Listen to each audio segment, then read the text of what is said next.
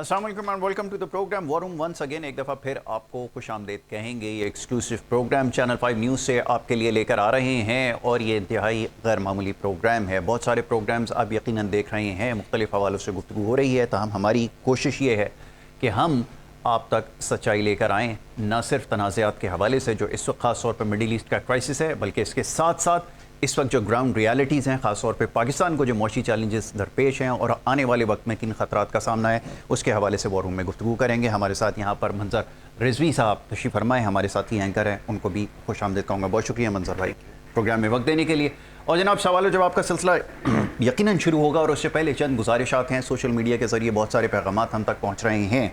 एक दफ़ा फिर दोहराता हूँ कि सारे सवालात एक वक्त में शामिल करना बहुत मुश्किल है, गाहे बगाहे सारे सवालात ज़रूर शामिल किए जाएंगे। आज के टॉपिक्स भी इंशाल्लाह आगे चल के डिस्कस करेंगे और आपके जो सवालात हम तक पहुँचे हैं उसके ऊपर ज़रूर गुफ्तगू होगी। ताख़ीर से ज़रूर आए हैं, मगर इसके साथ साथ आज जो प्रोग्राम है बहुत ही ज़्यादा ख़ास है। बहुत ही अहम टॉपिक्स जो इस अरसे में अब तक जो कुछ हुआ है वो सारे आज इस प्रोग्राम में वॉर रूम के शामिल किए जाएंगे। हमारे मौजूद मेहमान जनाब सेनेटर फैसल रज़ा अब्दी साहब एक दफ़ा फिर यहाँ पे तशरीफ़ फरमाएँ, उन्हें खुशामदीद कहूँगा। बहुत शुक्रिया फैसल साहब प्रोग्राम में वक्त देने के लिए। गुफ्तगू का आगाज़ करते हैं। सबसे पहले जो इस वक्त हॉट स्टोरी है चाइना और अमेरिकन प्रेसिडेंट डोनाल्ड ट्रंप के ट्रिप के हवाले से। और जनाब ये जो विज़िट उनका हुआ है, बहुत सारी चीज़ें सामने आई गाहे बगाहे, उसके ऊपर भी गुफ्तगू करूँगा। नतीजा इसका क्या निकलने वाला है और सारी दुनिया की नज़रें इसके ऊपर हैं कि चाइना ने एक अपने आप को एक मौशी ताकत साबित किया है। उनकी सदर की बॉडी लैंग्वेज से बहुत सारी चीज़ें लोगों ने अखज़ करने की कोशिश की हैं और बज़ाहिर ऐसा लगता है कि मामला जो है वो सुलझाव की तरफ जा रहे हैं, मगर ऐसा महसूस हो रहा है, लोग ये सवाल कर रहे हैं कि आप बज़िद हैं कि ये मामला वॉर के ऊपर ही ख़त्म हो। आखिर ऐसा क्यों है, इसका जवाब दीजिए। शुक्रिया। मैं इसको दो हिस्सों में बांट देता ज़रूर कीजिए। पहला हिस्सा ये है कि वो चाइना और अमेरिका जो ये सरबराही मुलाकात हुई, देखिए ये तमाम हुज्जत है। ठीक है। डोनाल्ड ट्रंप किसी सूरत भी अपने आप को ये अंदरूनी तौर पे जानता है कि वो ईरान से ये जंग नहीं जीत सकता। ठीक है। इसलिए उसको हर जगह वहाँ भाग के कोशिश कर रहा है कि किसी तरह ईरान को सरेंडर करे या मामला तय करके इस जंग को ख़त्म कर दे। ईरान इस जंग को ख़त्म करने के लिए तैयार नहीं, चूँकि चाइना, रशिया, ईरान एक मजबूत ब्लॉक सामने है और चाइना की एक अपनी अहमियत है, इसलिए उसने कोशिश की कि वो चाइना जाके और इसको आपने हॉर्मज़ को खुलवा ले और किसी तरह अपनी मौजूदगी को एशिया में बरकरार रखे। असल जो एजेंडा है ना, जिस पे किसी की नज़र नहीं है, ना ही कोई डिस्कस करना चाहता है, जो ईरान का सबसे बड़ा पॉइंट है वो ये है कि ये एशिया से निकल के अपने मुल्क के अंदर वापस जाए। बिल्कुल ठीक है। जिसके ऊपर ये सारी भाग दौड़ है ना, आपने हॉर्मज़ मसला है, ठीक, फौजें तैयार हैं और ईरान का ये मुतालबा बिल्कुल जायज़ है कि तुम एशिया छोड़ के यहाँ से निकल जाओ, क्योंकि सारा तुम्हारी वजह से मुमकिन है। तो अगर इस शख्स को नेपाल का वजीर आजम भी ये कह देना कि मैं तुम्हारा मसला हल कराता हूँ, तो ये अपने पूरे एयरफोर्स 1 के अंदर बैठ के कल ही जो है खटमंडू पहुंच जाएगा कि किसी तरह ईरान से मेरी जान बचवा दो, जो किसी सूरत नहीं बचनी। तो दे रहा है वो ट्विटर के जरिए पैगाम दे रहा है। नहीं, इस देखें, मैं तो आपको पहले बता चुका कि सारी तैयारी उसकी मुकम्मल है ना, आपको पहले बताया है। जब ये जंग छेड़ेगा तो इसकी सबसे बड़ी सपोर्ट इसके ख्याल के मुताबिक ईरान के अंदर से होगी, जहाँ सबसे बड़ी जो इसको नाकामी का सामना है वो ईरान की आवाम से, जो अब 60 दिन में एक दिन भी घर पे नहीं गई, वो बाहर मौजूद है। ये जंग तो हम वहीं पे बता चुके, कैसे शुरू होगी, कहाँ जाएगी, किस नतीजे पे जाएगी, बेनिफिट किसको मिलेंगे, बेनिफिशरी कौन होगा, इसका अंजाम क्या होगा और इसका नतीजा क्या निकलेगा, ये तो सब मैं बता चुका। पूरी जंग के अंदर एक मुल्क ऐसा है जो बेनिफिशरी है, बिल्कुल सबको नुकसान है, अलावा एक मुल्क है, वो है पाकिस्तान। बिल्कुल ठीक, क्योंकि इसमें पाकिस्तान के हर मफाद को मद्देनजर रख के रिसर्च की गई है। जितने हमारे दावे हैं पाकिस्तान के बारे में, ये अच्छी तरह जान लो, इस जंग से मुंसलिक है। यहाँ पे गैस, बिजली, पानी सबकी लोड शेडिंग है, कोई इंसान यहाँ बावकार जिंदगी गुजार ही नहीं रहा। डॉलर जो है 5 रुपए आपके यहाँ डिक्लाइन हुआ है, पूरी दुनिया 1 रैंगिट पे डिक्लाइन चल रहा है इस वक्त मलेशिया के अंदर, और 3.5% के ऊपर डिक्लाइन चल रहा है उसका बांग्लादेश के अंदर। तो पूरी दुनिया में डॉलर लरज़ रहा है, गिरने के लिए तैयार है। तो पाकिस्तान से बेहतर कोई मुल्क नहीं है, पाकिस्तान की फौज से बेहतर कोई फौज नहीं है जो इन अरब मुल्कों को संभाले। आजाद फलस्तीन कैसे होगा भाई? हाँ। जब तक इसराइल तबाह नहीं हो जाएगा, फलस्तीनियों को कैसे सुकून मिलेगा, उनका कत्लेआम कैसे रुकेगा, उनकी कुर्बानियों का बदावा कैसे होगा? ये बताइए फैसल रजा के ज़मीनी सवाल है, ये जंग कितने अरसे तक जारी रह सकती है? ये तो अब चलेगी, ये तो हर सूरत चलेगी। ये सिर्फ एक चीज याद रखना, 2 किरदार हैं पाकिस्तान में आज के बाद, एक फौज, दूसरा 90% पाकिस्तानी। आपकी लीडरशिप कब आएगी? 60 साल हो गए, 78 साल हो गए, यही लोग हुकूमत कर रहे हैं। मंजर भाई, 26 नवंबर 2026 तक पूरी जान मारूंगा, या शिकस्त होगी या हार होगी या जीत होगी, जीत हुआ तो आप यकीन रखें जिस तरह मैंने पाकिस्तान बताया ना वैसा अजीम पाकिस्तान आएगा। और हार हुई ना तो ये मेरा वादा है आपसे कि 27 नवंबर को फिर फैसल रजा आब्दी के पास कोई हक नहीं कि इस मुल्क में एक सेकंड भी गुजारे, मैं पाकिस्तान से हमेशा के लिए हिजरत कर जाऊंगा। That's all. ठीक। हार हो गई तो फिर मेरा क्या फायदा यहाँ रहने का। ये इतनी जो अगर वो अमल नहीं करा सका लोगों से और एक मूवमेंट बना के मेरा पूरा पाकिस्तान साथ दे रहा है अल्हम्दुलिल्लाह, लेकिन कोई भी चीज मेरी जात के लिए नहीं है, पाकिस्तान के लिए, पाकिस्तान की चले। ब्रेक के लिए कहा जा रहा है, एक छोटी सी ब्रेक यहाँ पर ले रहे हैं। ब्रेक के बाद जब वापस आएंगे तो गुफ्तगू के सिलसिले को जारी रखेंगे, सवाल जवाब भी होते रहेंगे, आप देखते रहिए वॉर रूम। Welcome back. एक दफ़ा फिर आपको खुशामदीद कहेंगे और ब्रेक पे जाने से पहले सवाल जवाब का सिलसिला जारी था। जनाब फैसल रजा आब्दी साहब यहाँ पर तशरीफ फरमा हैं और बात हो रही थी कुछ इस वक्त मशरिक़ वस्ता की सूरत हाल और साथ साथ हमारा जो मौशी मामला है आने वाले वक्त में किस तरह उसको देखा है, ये तमाम मामला थे जिसके ऊपर गुफ्तगू कर रहे थे। जी मंजर साहब, ब्रेक पे जाने से पहले कुछ बात सवाल कर रहा था मैं आपसे। ब्रेक पे जाने से पहले सेनेटर साहब ये भी बताएं हाथ के हाथ कि मोदी से वो पार्टनरशिप कर रहे हैं यूएई वाले, जो अपने 8 तैयारे हमसे नहीं बचा सका, 4 घंटे में घुटने टेक दिए, अमेरिका फोन किया, अपनी जंग रुकवाने के लिए मिन्नत समाजत कर रहे थे, वो इनको बचाएंगे। अगला प्रोग्राम करेंगे इस पर तफसील से इंडिया का, क्या आखिर क्या वजह है ऐसा, क्योंकि इंडिया की जो मईशत का धड़न तख्ता हो रहा है, कलकत्ता बर्बाद हो चुका, बर्बाद हो गया, और बर्बाद करने में सबसे अहम तरीन किरदार जो है खुद बांग्लादेश का है। तो तारीख बदल गई है हर तरफ। बाकी पाकिस्तान की एयरलाइन लो, फायदा देना है अपने मुल्क की एयरलाइन को दो, ये निजी एयरलाइनें इतनी सारी बन गई हैं, इनके लिए रूट खोलो, 5 मिलियन का पैसेंजर है साल का जी, पीआईए को इस्तेमाल करो, अपने मुल्क को फायदा दो, और ना हो तो फिर पड़ोस मुल्क के एयरलाइंस के अंदर जाओ, तो सीधी सी बात है। और इसके बाद जहां जहां यूएई प्राइवेटाइजेशन में मौजूद है, 31 जुलाई तुम्हारी डकैतियां कि तुमने उम्मा के नाम पे पाकिस्तान को कैसे कैसे लूटा है बादशाहों, फर्क क्या है तुम्हारी पॉलिसियों में? तुम्हारे बुजुर्ग बहरी जिहाज लूटा करते थे, तुम अपनी दहलीज पे बुला के लूट रहे हो। अब आइए एक बड़ा अहम मामले और मौजू की तरफ, जो इस वक्त सबसे ज़्यादा जिसके ऊपर गुफ्तगू हो रही है और इसका लामहला हमारे वॉर रूम से भी ताल्लुक़ है। मैं बात कर रहा हूँ इस वक्त जो समाज के अंदर ड्रग्स का बढ़ता हुआ रुझान है, क्योंकि ये मुस्तकबिल की जितनी भी बातें हैं ना, ये सारी मंसूब हैं नौजवानों से, आपकी यूथ से, और अगर ये बेरारवी और गुमराही का शिकार होंगी, क्योंकि हम यहाँ बैठकर एजुकेट कर रहे हैं, ये सारी बातें इसलिए समझा रहे हैं कि आने वाले वक्त के हवाले से अपनी आंखें खुली रखें और हालात को पहचानें। मगर क्या कीजिए कि यहाँ पर अब ये मामला सरफेस हो चुका है। 1979 से पहले केमिकल ड्रग्स नहीं थी पाकिस्तान नहीं, जब अफगानी लाए गए तो हेरोइन आई सबसे पहली। They are 2 type of drugs, एक नेचुरल ड्रग्स, एक केमिकल ड्रग्स। नेचुरल ड्रग के अंदर आ गई चर्च, गांजा, अफीम और शराब, जबकि केमिकल ड्रग्स में आ गई कोकेन, क्रिस्टल, आइस, एक्सटीसी, हेरोइन, मुख्तलिफ चीज़ें। तो 2 मुख्तलिफ चीज़ें हैं।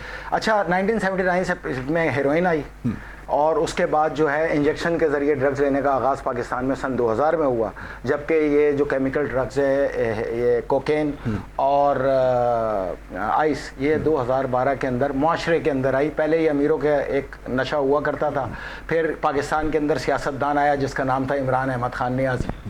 कोकीन को पाकिस्तान में राइज, अगर हेरोइन को राइज करने का सेहरा ज़ियाउल-हक के सर है ना, तो इस तरह कोकीन को राइज करने का सेहरा इमरान अहमद खान नियाज़ी के सर है। इसने पूरे माशरे में कोकीन और आइस को भर दिया। जब इनके लोग उन्होंने फॉलो किया अपने तमाम रहनुमाओं को फॉलो करने के बाद उनसे पूछा जाता था, भाई आप कोकीन क्यों लगा रहे हैं? कहते हैं हमारे कायद लगाते हैं। बोला कायद क्यों लगाते हैं? बोला नाक से सुड़क के ये दिमाग में जाती है, दिमाग में जाके बनाती है नया पाकिस्तान। तो ये नया पाकिस्तान बनाया ऐसा है कि वो तूलो अर्ज में, स्कूलों में, कॉलेजेस में, यूनिवर्सिटी में, शादी हालों में, यानी कि महफिलों में, अमीरों की निजी महफिलों में कोकीन जीनत बन गई जी। 2,25,000 रुपए तोला कोकीन, सोने से इक्वलेंट करीब तरीन सोना फिर एसिड होता है, ये तो दिमाग में जाने के बाद वाइंड अप। और इस वक्त कम से कम 4 करोड़ की आबादी पाकिस्तान की ड्रग्स का शिकार है जी, ड्रग्स का शिकार है। अच्छा, मैं आपको एक चीज बताता चलूं कि देखें बात क्या है कि पाकिस्तान में एक वजीर और एक साबिक अमरीकी सफीर के बच्चे मर गए जी, तो इस पे शोर शुरू हो गया ठीक। अच्छा, ये शोर पहले क्यों नहीं हुआ? वजह क्या है? Big question. अब इस क्वेश्चन का जवाब लो आप मेरे से, क्योंकि हिस्ट्री में जाना चाहिए ना। ठीक है, हम 10 साल पे चलते हैं। 2016 के अंदर इसमें अमवात की तादाद ड्रग्स के जरिए हुई 1,90,000। नौजवान बच्चे और बच्चियां जिनकी उम्रें 18 से 30 साल की थी, जिनके माँ बाप ने असर रसूख इस्तेमाल करते हुए उनको हार्ट अटैक डिक्लेयर कराया, ऑर्गन का फेलियर डिक्लेयर कराया। इन डॉक्टरों पे भी खुदा जिन्होंने हकीकत को छुपाया। हालांकि 18 से 30 साल की उम्र के बच्चों के अंदर हार्ट अटैक और ऑर्गन का फेलियर सिर्फ 2% होता है। 1,90,000 2016 में, 2017 में 2 लाख अमवात ड्रग्स की वजह से।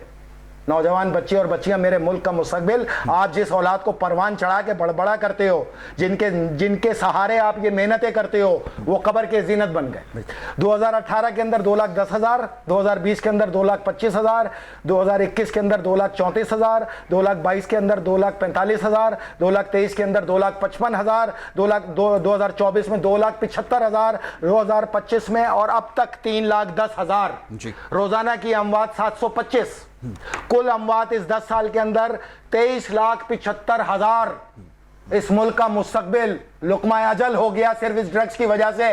उस वक्त किसी ने आवाज नहीं उठाई, और जब ये 2 बच्चे मारे गए, एक विफाकी वजीर के और एक सफीर के, तो आवाज ये आई पीपल्स पार्टी के रहनुमाओं की जानिब से अब ड्रग्स के खिलाफ ऑपरेशन होना चाहिए, क्योंकि ड्रग्स हमारे घरों तक पहुंच चुकी है। तो ये क्या इन बच्चों की मौत के ऊपर क्यों आवाज नहीं उठी पाकिस्तान के अंदर? 10 साल हम ये जंग लड़ते रहे और लोगों को बताते रहे कि तुम्हारे माशरे के अंदर ड्रग्स बढ़ चुकी है। तुम्हारा 15 साल से ऊपर का हर बच्चा, 95% बच्चे, चाहे वे स्कूल में हो, कॉलेजेस में हो, यूनिवर्सिटीज में हो, प्राइवेट यूनिवर्सिटीज में हो, प्राइवेट कॉलेजेस में, उनके टक शॉप असल मंशियात फरोशी का सबसे बड़ा गढ़ है, जो कॉलेजेस में, जो यूनिवर्सिटीज में, ये शीशा सेंटर। ये पुलिस वाले 15 करोड़ रुपए हफ्ता भत्ता उठाते हैं इनसे, पाबंदी के बावजूद आज तक चल रहे, खुलेआम ड्रग्स बिक रही है। तो कौन जिम्मेदार है? अगर जमहूरियत है तो हुक्मरान जिम्मेदार है। तुम ही तो जिम्मेदार हो इस मुल्क के अंदर ड्रग्स लाने वाले, तुम नहीं तो ये अफगानी पाले। देखे मेरी बात सुने, नवाज शरीफ के वजीर पकड़े गए ड्रग्स के ऊपर, ये मुलविस। पाकिस्तान पीपल्स पार्टी ने अफगानियों को शनाख्ती कार्ड दिए, उनको अपनी पार्टी के अंदर जगह दी। इनके बल्दियाती नुमाइंदे, इनके अरकान असेंबली भी अफगानी है, आज भी अफगानी है। उनके शनाख्ती कार्डों के ऊपर केसेस हैं, उसके बावजूद यहाँ पर उनको ऑफिस बेरर बनाया गया, उनको खुली छूट दी गई। तो तुमने तो इस ड्रग्स को खुद आम किया, क्योंकि इसकी सबसे बड़े पैरवी करने वाले तो खुद अफगान है। इन अफगानों ने तो सारी ड्रग्स फैलाई है यहाँ पे पूरे पाकिस्तान के अंदर। आज भी ये धड़ल्ले से ड्रग बेच रहे हैं। कौन कहता है नहीं बिक रही? आज भी बिक रही है। निजी महफिलें उस वक्त तक अहमियत इख्तियार नहीं कर सकती जब तक यहाँ पे कोकीन और आइस ना हो। कैसे नहीं है? पुलिस वाले का बच्चा ड्रग्स का शिकार, सियासतदान का बच्चा ड्रग्स का शिकार, लीडरों के बच्चे ड्रग्स के शिकार, वुज़रा के बच्चे ड्रग्स के शिकार। तुमने ये 2 देखे, अल्लाह ताला का मुकाफात अमल आया तुम पर। तुम वही लोग हो जिन्होंने यहाँ पे तालिबान पर पाल के हमारे बच्चों को धमाकों से मरवाया, चितड़े उड़वाए। देखो खुदा का मुकाफात अमल आया। तुम्हारी आमदनी से तुम्हारे ही बच्चे ड्रग्स का शिकार होकर मौत की दहलीज में चले गए, और जितने बाकी बचे हैं सब एडिक्ट हैं। तुम उनको नहीं बचा सकोगे। ये अल्लाह ताला का मकाफात अमल है और कानून हरकत है। जो तुमने यहाँ जहर फैलाया, आज तुम्हारे बच्चे उसका शिकार हो गए। तुम अपनी आमदनी लगाओ, उनको बचा के दिखाओ। पाकिस्तान में रिहैबिलिटेशन सेंटर ही नहीं है। अच्छा, इसमें सारी मेरी बात सुने थोड़ा सा। Intelligence, let me complete that tool. जी, कराची 35%, लाहौर 25%, पिशावर 18%, इस्लामाबाद 10%, कोयटा 12%। अब पूछना आपसे ये है कि भाई ये जो, अच्छा सुने, इसमें कॉज ऑफ डेथ 22 से 20% लोग मरे। FCC नाच गाने के लिए जो टैबलेट इस्तेमाल की जाती है डांस पार्टियों में 15%, पोली ड्रग्स 41%, कोकेन 24%। 2023 से लेकर 2025 तक 1073 टन यहाँ पे ANF ने ड्रग्स को पकड़ा। ये कितने हो गए? 1,07,300 किलो। आपको पता है ये 4 करोड़ लोग कितनी बड़ी इकोनॉमी को अपने अंदर जाया कर रहे हैं, और वो कितने मजबूत हो रहे हैं ये अफगानी पाकिस्तान के अंदर। कल को यही खारजी बन के तुम्हारे ऊपर आएंगे। आज तुम्हें ड्रग पिला के मार रहे हैं, कल तुम्हारी गर्दनें उतार के ये मारेंगे। सब तुम्हारा किया धरा है। पाकिस्तान पीपल्स पार्टी 30 अरब रुपए महीना वसूल करती है इन ड्रग्स से। आज यहाँ पे मासूम बन के बैठे हुए, तुम ही तो जिम्मेदार हो। लेकिन आप याद रखना, ये 2 मौतें नहीं हैं, आए दिन सुनोगे। और ये इस गरीब आवाम की तुम्हें वो बद्दुआएं जिनके लिए तुमने मुल्क को लूटा, उन्हीं को कब्र में उतारोगे इस ड्रग्स की वजह से, इंशाल्लाह। ठीक। अच्छा, एक चीज़ और पूछ लूँ, फिर मंजर साहब के सवाल की तरफ आ जाएंगे ज़रा। इस सारे एपिसोड में ये जो सब कुछ हो रहा है, इंटेलिजेंशिया कहाँ है, वो जिम्मेदार लोग कहाँ हैं? एक भाई आप नहीं पकड़ जिम्मेदारी है ना भाई, आप नहीं पकड़ सकते। उसकी वजह है, देखें, ये इसके 4 रूल हैं। ड्रग्स कार्टेल, होलसेलर, ठीक है, डिस्ट्रीब्यूटर और सप्लायर। ड्रग्स कार्टेल, होलसेलर और डिस्ट्रीब्यूटर चंद हैं, लेकिन जो सप्लायर हैं वो कराची और लाहौर और इस्लामाबाद 3 शहरों में 2 मिलियन है। ये कैसे बने? इन अफगानियों ने यहाँ घर खरीदे, घर खरीदने के बाद नौजवान नस्ल के कॉलेज और यूनिवर्सिटी के बच्चों को अपने यहाँ दावत पे बुलाया, दावत पे बुला के लकीरें लगवाई, चलो मज़ा लो, खूब लकीरें लगाओ। दूसरे हफ्ते फिर बुलाया, फिर फ्री में लकीरें लगवाई, फिर तीसरे हफ्ते फिर बुलाया। अब तो वो एडिक्ट हो गए। क्या किया इन्होंने फिर हाल? ये गरीब बच्चे 2,25,000 रुपए तोला थोड़ी खरीद सकते हैं। लड़कियों को इन्होंने जिस्म फरोशी पे मामूर कर दिया और अफसरान को पेश करना शुरू किया अपनी अदावतें बुला के। बड़े बड़े पुलिस अफसरान ये जो यहाँ पे तबंगर बने फिर रहे हैं, ये सब के सब इस्तेसाल करते रहे। तुम एप्स्टीन फाइल भूल जाओगे जिस दिन फैसल रजा अब्दी ने खोला यहाँ इनका किरदार, भूल जाओगे। एप्स्टीन फाइल की कोई हैसियत नहीं है। और नौजवान बच्चों को इन्होंने सप्लाई पे लगा दिया। जाओ कॉलेजों में बेचो, जाओ यूनिवर्सिटी में बेचो, जाओ अपने बच्चों के जाके कल से मेडिकल एग्जामिन कराओ। कोई शर्म आया कि उसमें जरूरत नहीं है, इससे पहले कि कल नुकसान हो जाए उनको बचाने का सबब करो। पाकिस्तान में 90% 15 साल से 30 साल तक के नौजवान लड़के और लड़कियां ड्रग एडिक्ट हैं। इस चीज को कबूल करो।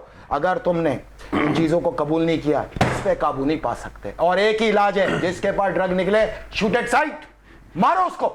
इससे पहले कि वो मेरे मुल्क के अंदर मेरे नौजवान बच्चों को और इन माओं के इन मासूम बेटियों को तबाह बर्बाद करें, इस्तेसाल करें। आपको पता है इस इस्तेमाल करने के बाद का शिकार है ये बच्चे और बच्चे जी। तो अपने माशरे को बचाने के लिए स्ट्रेट जाना है, स्ट्रेट सीधा गोली मारो। जिसके पास ड्रग मिले, जो ड्रगिस्ट हो, जो उसके पीछे सियासतदान हो, जो उसके पीछे लीडर हो, शूट एट साइट, मारो वहीं पर। इसके बगैर कुछ नहीं हो सकता। ये जहर है, ये फैल चुका है माशरे में, ये शरियानों में फैल गया। कैसे रोकोगे भाई? Zero tolerance. अगर पाकिस्तान को बेहतर बनाना है और माशरा बेहतर करना है, आज जो बच्चा पैदा हुआ उस पर मेहनत का आगाज करो। 20 साल बाद ये माशरा सुधरेगा। ये ओवर द नाइट कुछ नहीं हो सकता। इस गवर्नमेंट से आप उम्मीद रख रहे हैं कि ये गोलियां मारेंगे ड्रग्स माफिया को? हमारी उम्मीद सिर्फ फौज है, लीडरों पे। ये लीडर है, ये इन्होंने ही तो सारा ये माशरे के अंदर जहर भरा है। इन्होंने ही तो चंदे लेते हैं ड्रग्स से इलेक्शन के दिनों में और फिर उनको पूरी प्रिविलेज देते हैं। जब आपका मुंतखब वजीर आजम कोकीन का शिकार हो, तो मेरे भाई कौम कैसे बच सकती है? It's impossible. वो जो जेल में बैठा हुआ है, असल सबसे बड़ा किरदार तो वो है कोकीन और आइस का, और ज़ियाउल्लाह का हेरोइन का। और उसके बाद पीपल्स पार्टी है अफगानियों को फैलाने वाली। हर कोई इसमें जिम्मेदार है। कोई जमहूरियत जब तक है, हुक्मरान जिम्मेदार है, वजीर आजम जिम्मेदार है, वजीर आला जिम्मेदार है। ये टोपी ड्रामे जब तक बंद नहीं होंगे पाकिस्तान में कि एस्टेब्लिशमेंट जिम्मेदार है, वो जिम्मेदार है ना। जमहूरियत है तो ये वजीर आजम और वजीर आला जिम्मेदार है। That's all. इस पे चलना है। फैसल अब अगला मौजू भी लेते हैं। ऑयल प्राइसेस के हवाले से भी बताएं। बांग्लादेश में नहीं बढ़े, इंडिया में नहीं बढ़े, हमको सबसे ज़्यादा बेनिफिट ईरान ने दिए। हमारे 20 के 20 जहाज भी गुजर गए, लेकिन एक ऐसा आया कि 61% प्राइसेस बढ़ चुके हैं। मतलब एक ऐसा हो गया है कि गरीब आदमी के लिए रोटी खाना जो है वो भी मुश्किल हो गया। कितना टाइम है हमारे पास? हमारे पास 7 मिनट बाद। ओके, स्पीड से चलते हैं। ठीक है, देखिए मौला अली का कॉल है, हर शख्स अपने अल्फाज के पीछे छुपा। ठीक है। तरीका पहचान क्या है? वो चाहे मेंबर पे हो या पार्लियामेंट में हो, वो जो अल्फाज अदा कर रहा है उसके किरदार में उसको निकालो, पहचानो उसको। आया उसका किरदार उसके अल्फाज से मुताबिक कर रहा है तो वो मोमिन है। ठीक है। नहीं तो वो मुनाफिक है, बद किरदार है, डाकू है, चोर है, ठग है, बनारसी ठग है। ठीक। कम से कम ना वो आलिम है ना ही कोई सियासतदान है। अब मैं आपको बताऊं, बचपन से हम सुनते आ रहे हैं कि इन लीडरों को, आप भी सुनते आ रहे हैं, मैं भी सुनता रहा हूँ, पाकिस्तान धरती माँ है, पाकिस्तान माँ का दर्जा रखती है, पाकिस्तान हमारी जान है, हमारी शान है, हमारी आन है, पाकिस्तान है तो हम हैं, सबसे पहले पाकिस्तान है। सुनते हैं ना? देखिए, सुनते हैं या नहीं सुनते? अच्छा, अब आपसे सवाल है, आप दोनों से, ठीक, कि 2 पंप है आपके घर के पास, 2 पंप, एक जगह 15 रुपए लीटर पेट्रोल है, एक जगह 410 रुपए लीटर पेट्रोल है। आप कहाँ से लेना पसंद करें? ज़ाहिर है 15 रुपए लीटर वाला भी लेंगे, जाहिर बात है। अच्छा, और अगर फिर भी आप 410 का जाके लेते हैं तो फिर क्या कहूँगा मैं आपको? फिर ये मतलब हम बेवकूफ़ हैं जो हम इतना महंगा पेट्रोल खरीद रहे हैं, या फिर हमारे कोई ज़राए और दूसरे आमदन है तभी हम ये कुछ कर सकते हैं। यही हो सकता है। बिल्कुल। अच्छा, यही जवाब है पाकिस्तान को समझने के लिए। ठीक। 15 रुपए लीटर पेट्रोल छोड़कर 410 रुपए लेकर तुम ये पाकिस्तान की खिदमत कर रहे हो। तुम तुम अपनी जात के लिए 15 रुपए का उठा रहे हो और पाकिस्तान के लिए 410 रुपए का ला रहे हो। टैक्सेस ले रहे हैं ना इसके। भाई ये आपसे इसीलिए तो सवाल किया, अपनी जात के लिए तो तुम बड़े उस पर समझ बूझ के चलते हो, मेरा नुकसान हो जाएगा, मैं महंगा क्यों लूं, मैं 15 रुपए लूंगा, मैं 410 रुपए का लूंगा तो मैं बेवकूफ करार दूंगा, यही कहा ना आपने। तो इस पर पाकिस्तान पे रख लो ना, अपने ऊपर जिस तरह रखते हो। तो पाकिस्तान को तुमने कब मां समझा, कब धरती मां समझा, कब दिल समझा, कब जान समझा, कब तुमने कहा कि सबसे पहले पाकिस्तान? तुम तो आज भी 15 रुपए का ठूस रहे हो अपनी जेब में और 410 रुपए का ठोप रहे हो पाकिस्तान पे। तो पाकिस्तान को तुमने माल समझा, तुमने पाकिस्तान को 410 रुपए का आज भी पेट्रोल लेकर अपनी जात को 15 रुपए का क्यों लेते हो? तुम 2.5 करोड़ लीटर पेट्रोल लाते हो, 1000 करोड़ रुपए का धंधा है तुम्हारा। तुम अगर पाकिस्तान के लिए लाओगे तो चाहिए 1000 करोड़ का, तो तुम्हारा धंधा ही खत्म हो जाएगा। अपने धंधे के लिए तुमने पाकिस्तान को बर्बाद करके रख दिया, पाकिस्तान की आवाम को बर्बाद करके रख दिया। ये अनारकी जो फैलती चली जा रही है, गिरा हुआ तेल की खुशबू सूंघो। एक माचिस की तीली जिस दिन गिरी, शेख हसीना वाजिद के 4 अल्फाज उसका बेड़ा गर्क कर गए। 4 अल्फाज कि हम फ्रीडम फाइटर के लिए करेंगे, हम रजाकारों के लिए की औलादों के लिए क्यों करें। और उसके बाद बांग्लादेश में वो तबाह हो गई। तुम्हारी तबाही बिल्कुल सामने नजर आ रही है। जिस दिन एक माचिस की तीली गिरी तुम्हारे महलात के अंदर, तुम आवाम का कब तक इम्तिहान लोगे, कब तक इस आवाम रुसवा करोगे?